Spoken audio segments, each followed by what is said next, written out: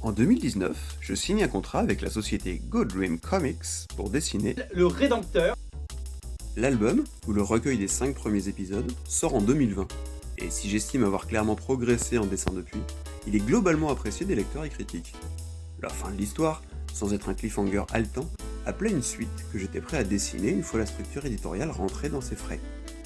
Le temps passant, les travaux avec d'autres éditeurs s'enchaînant, j'ai peu à peu perdu le contact avec Good Dream Comics et l'univers du Rédempteur. Et là, en juillet 2026, surprise, je découvre qu'une suite du Rédempteur va paraître. Toujours scénarisé par et dessiné par un certain Artus Fitzel, un digital artist, introuvable sur aucun réseau social. Pas besoin d'être Marini pour voir dans ses pages les grosses pattes velues d'une machine imbécile qu'on appelle abusivement IA. Sérieusement, vous avez vu ses mains ? Ni l'éditeur, ni le scénariste, ni personne ne m'a averti de cette publication. Alors ok, je suis prêt à jouer le match. Est-ce que les lecteurs voudront acheter cette suite, alors que je n'en suis plus le dessinateur ?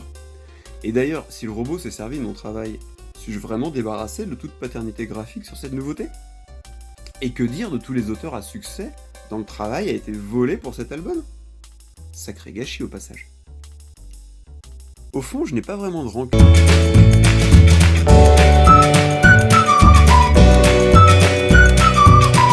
Et si les conditions de travail sont honnêtes, je suis toujours disposé à dessiner la suite du Rédempteur.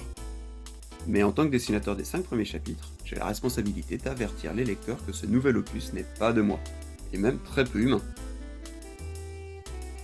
Donc, jouons-le ce match. Je prends le rôle de Kasparov contre Deep Blue, mais cette fois dans le domaine de la BD, où j'ai plus mes chances, avouons-le. Soit les lecteurs achètent massivement cette suite, et là par contre il faudra vraiment me verser les droits d'auteur du tome 1, soit les lecteurs ne sont pas intéressés, les humains dessinateurs gagnent cette manche, ce qui nous laisse encore de l'espoir dans notre profession si malmenée par ailleurs. Merci aux éditeurs qui paraissent sur le travail humain. Merci de m'avoir lu toutes ces années. Pour ceux qui ne l'auraient pas fait, le coup du maître et Luc Dassault sont toujours en vente libre. J'ai encore trop de projets en tête et un amour du dessin narratif qui n'a pas faibli pour abandonner maintenant. A bientôt pour de nouvelles aventures graphiques.